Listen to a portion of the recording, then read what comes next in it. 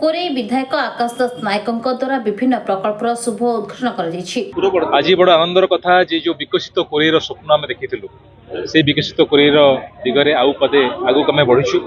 आज गोलेपुर पंचायत में पखापाखि 15 कोटी टंकार ऊर्ध्व प्रकल्पर शुभ कार्यक्रम आरंभ होईछि।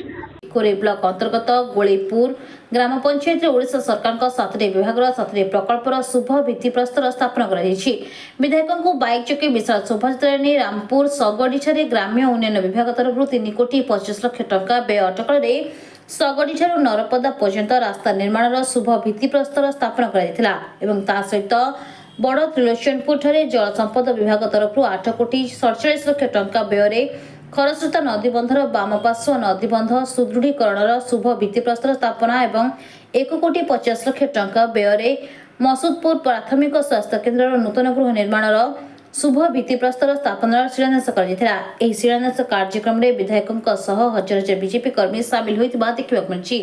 Jajpur Jagabandhu Mahalik report News Odia.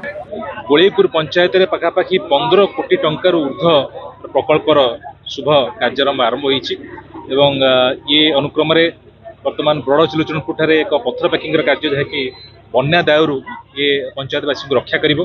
ता सहित रामपुर सगड़ ठारू सोतीदेई नरपदा एवं से जो रास्ताटी अनेक गाँवासी रास्ता सुजोग दब। ता सहित शाहपुर पीएससी जहाँकि अनेक पंचायत से पीएससी पर निर्भरशील से पीएससी नूतन बिल्डिंग आज शुभ कार्यक्रम आरंभ हो ये आरंभ मात्र। धन्यवाद देवी राज्य सरकार को आम प्रिय मुख्यमंत्री मोहन चरण माझी को एवं समग्र कोरेईवासी को समस्त सहयोग रे निश्चित भाव में कोरेई विकास शिखर को जीव मोर आशा विश्वास। वरिष्ठ बीजेपी जन कर्मकर्ता आज मान्यवर विधायक आमर कोरेईर श्रीजुक्त आकाश दास नायक ये मसूदपुर स्वास्थ्य केन्द्र ठारे जो भित्तिप्रस्तर स्थापन कले नूतन गृहर आवश्यकता थिला। एटी बहु लोक 3टी निर्वाचन मंडल लोक माने उपकृत होउछन्ती।